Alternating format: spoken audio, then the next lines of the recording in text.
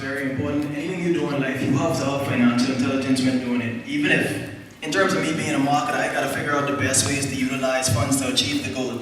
But anyway, I can go on and talk about it all day, but my goal right now is to talk a little bit about marketing. And marketing really is the process of bringing awareness to what you're doing. So for example, right, Quetel, she's devoted a lot of time, and a lot of you, let me not just say Quetel, a lot of you right now are doing an important thing. Investing in your craft right now, and adding value to yourself to be able to produce the best product possible or the best service possible, pretty much the best offering. But the thing in life is, you can have the best offering in the world, but if no one is aware of it, it's pointless. So marketing is really the process of bringing awareness to what you're doing. So, for example, you could be the best nail technician in the world, but if you sit in your house all day and no one ever finds out that you are the best nail technician in the world, how will you make money off being the best nail technician in the world? So, really the process of marketing is drawing awareness and bringing people to you and letting them figure out about what you do so you could generate revenue from that, or not just revenue, their offering could be like a message so people could find out about it and you could pretty much achieve your end goal. So in marketing, the real important things you want to focus on are reach and influence.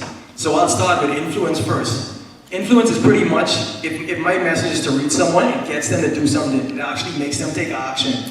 And you really achieve influence by having practical value in what you're doing. If you have value in what you're doing, then you'll have influence. So, for example, right, if I don't have that much reach, but my message has influence or what I'm doing has value, and I reach one person, that one person is probably going to be a return customer because they had a lot of value from the experience that I offer to them. So, that's where influence comes in. But also, with influence, you want to have reach also. So reach.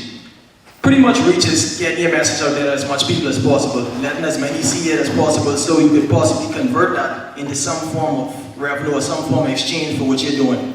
So, pretty much a formula I figured out for reach that I've learned from a book I read that you all should check out called Contagious from Jonah Berger is this formula called STEPS. And it's really an acronym for creating contagious content. So the first S is social currency. And I don't know if I'll have enough time to go into all elements, but the first S is social currency. And with social currency, there was this one story before, right? About, have you ever heard of Philly cheesesteak? I'm sure someone in here has ate a Philly cheesesteak. So there was this place in Philly. They made Philly cheesesteaks, right? But they switched up the game. Usually a Philly cheesesteak costs between, say, like $7 or $10. But they were selling that Philly cheesesteak for $100. And a lot of people might look and be like, $100, who can buy that? But a lot of people did buy it because it had social currency.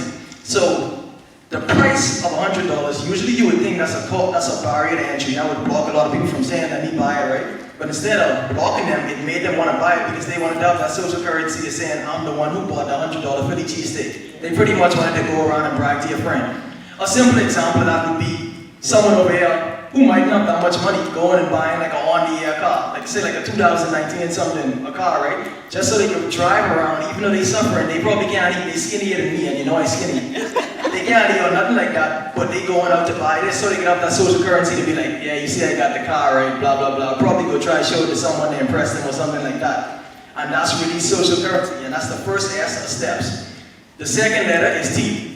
And T is triggers. So in your branding, you want to think about ways, even when you're defining your name, where you have some type of trigger associated with it. So for example, right, a really unique trigger is with Mars. It's the Mars bars. I don't know if you've ever heard of it. It's the candy. And I think it was like 1974 probably. They were doing the same marketing efforts, but they were trying to figure out why their sales suddenly increased. And the reason their sales suddenly increased is because NASA was launching a mission to Mars, and every time someone went into the computer and typed in Mars, they ended up getting that. They also ended up getting some of the advertisement from Mars bars. So that helped them really increase what they were doing. The next letter in this STEPS thing is emotions. And emotions are so important. I utilize it a lot, especially in content marketing, right? So for example, say you had this customer in your business, in the nail business, right? And they received a lot of value from it. But when they received the value, you were able to capture that on video. Like how she's recording right now, right? You were able to capture the process. So now you caught that emotional exchange of them saying, oh wow, you really changed my life. These nails really got me all these compliments, it raised my confidence. You brought value to them, right? But the fact that you captured it, you can now redistribute that same content and it taps into people emotionally. One thing about life is that people, before they think logically, they think emotionally. So a good example of this would be Apple. They had one of their most famous arts, the Think Different art. And within that art, literally the whole art, they never showed one computer. All they showed was people who thought different. Like Albert Einstein, Martin Luther King, various people who actually caused change and effect within the world. They showed a commercial full of them, and at the end of the commercial, the Apple logo came up and the word Think Different came up. And they were really sharing their brand with you, which is the whole philosophy of thinking different and people who tap into that. But a lot of people ended up actually purchasing a lot of computers or a lot of their products after that because they tap into them emotionally. So usually as humans, we think of stuff emotionally before we think of stuff logically. So if someone wanted to sell me, I don't have my laptop right now, but if someone wanted to sell me my laptop, right, they wouldn't be like, oh, it has this much terabytes of storage, blah, blah, blah. They would probably try to tap into me and tell me the things I could do with it and the value I could extract from it because that's emotional and I can feel that. So I'm at the next P, and the next P is public. So that's pretty much anything you want to do that brings some type of value to people, well, they see it in the public eye and they feel good about it too. It kind of connects with social currency too. So public, this usually helps a lot if you're the first person to do something unique. So for example, Christian Louboutin, right? They were some of the first people to create the red bottom shoes. And now, every time you see the red bottom shoes, even if it's fake, it makes you think about Christian Louboutin because they were originators of that same style. So that's some public value right there. The next P is what I talked about when I talked about influence, practical value. So for example, right, if I'm a marketer, right, and I'm pushing out content, I want to push it out to people who get some kind of value from that. Or for example, right, if I was to do a video on entrepreneurship, and I would go and target my ad, I would want to send it to people who have some type of interest in entrepreneurship or would get some type of value from the content. So if I'm pushing out a lot of content about nails, and I have a certain amount of money to spend, like Helene was saying, being financially intelligent, I would utilize the money wisely by targeting it to people who have some type of interest in nails. So for example, right, I could go on my phone right now, I could go on Instagram, I could spend $2 over the course of 3 days, right? $6 in total for the budget. And I would be able to generate 1,000, at least 2,000 people seeing that ad if I target it the right way. So I could target it to Freeport, I could target it to 8 Mile Rock because those locations are available. Do the age ranges, say female, and I could be able to say special, I could be able to point out certain interests that they have. So I could point out beauty, nails, all these different things, and I could target it specifically to them. So that means what I'm offering that has practical value, those people are seeing it, and I'm able to convert more of them in a more efficient manner. So that's SDE, and we have one more S, and the next S is stories.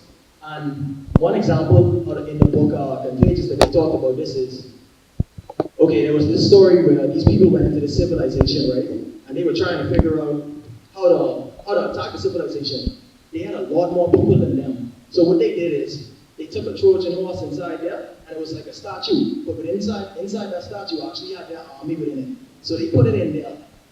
These people, their guard were down because they weren't expecting anything to be within the horse. They were just really fascinated with the statue. They took that statue, they put it in there, and then the people in the city went asleep. When they went asleep, the army broke outside of the horse and destroyed all of them. And that's how a story works. So someone might come to you, right? And if they were just like, let me sell you this, right off the bat, you might be like, no, like you're too aggressive. But if you come to them with a story about how this same thing helps someone, blah, blah, blah, their guard is down. They ain't really feeling like you're trying to sell them so much. So stories are very powerful and a very powerful marketing tactic. And just a practical thing for you, like I was talking about. Testimonials, various things of how what you did really affected these people. Those emotional stuff, tie those into a story and you'll win. So that's pretty much my whole thing on contagious content and how to really get reach along with your influence. But just one more thing I want to tap onto is the whole concept of a brand. And people kind of overcomplicate it. A brand is just another word for reputation. So your brand should be something that precedes you. For example, when you think of, like I said, Apple, you think of certain things. When you think of Nike, you think of certain things. And those are products or companies, right? But all of you are a brand. You have your own personal brand. When someone thinks of Quetel, they think of something, and it's because Quetel has positioned itself as this certain thing. So for example, when I think of Quetel, I think of motivational speaker, I think of nails, I think of various things. Because in the physical world and the digital world, she's putting out things to make me think and position her as that thing. And that's one powerful thing you can never forget in marketing. It's positioning. And positioning really is the battle for your brain. People do it all the time. And a good example of positioning was, okay, so Coca-Cola, which you talked about, they were one of the first people to position themselves as the original Coca-Cola beverage. And that's their position. No one's really touching that. So what Pepsi did is, instead of trying to do a next Coca-Cola, they created Mountain Dew. And what Mountain Dew was like the anti-cola. It was like the opposite of Coca-Cola. So people already have Coca-Cola positioned as number one. Instead of going to Coca-Cola, they went to the opposite of Coca-Cola, which was Mountain Dew. I guess a better example of this would be what Procter & Gamble does with a bunch of their products. They own so many things. And what Procter & Gamble did, right? They had Ivory Soap. Ivory Soap was number one in the soap category. It was already positioned as soap. But they were innovating and they wanted to get into the detergent market. Instead of saying, let's make Ivory detergent and taking attention away from Ivory already being positioned in people's minds as soap, they said, let's make Tide. So they made Tide, and they dominated both of the markets because Tide is positioned as a detergent only, and Ivory Soap is positioned as a soap. So when I go in the store and I think about, oh, which soap I want? I can get me some Ivory. But when I think of detergent, I think of a Tide. So it's things like that people don't even think of. It's the positioning. And you have to do stuff in your life to position yourself as a certain standard, a certain quality. Even your price is a part of your whole branding. Like if you're the highest price thing, people would probably associate your price with quality, although it may not be. But you gotta think of all of these factors in how you position yourself. And I don't want to take up all the time, so that's pretty much what I have. And I would just say, focus on your brand. Every day there's some way you can build it. You can build it through networking events like this, but you can also build it in a digital world by putting out certain content. A lot of times what I notice in life is, right, we have a lot of value within ourselves, but then we underestimate our own value, which is kind of ridiculous to me. So you know a lot of stuff just from your own experiences that you might just be like, oh, I do this every day, ain't no one can find no value in that. But I'm telling you, put out some of these things. People find value in them. And you won't know people find value in them until you actually take time to put it out. So that's a big factor. You gotta do in life. You gotta do in life. Thank you. Wow.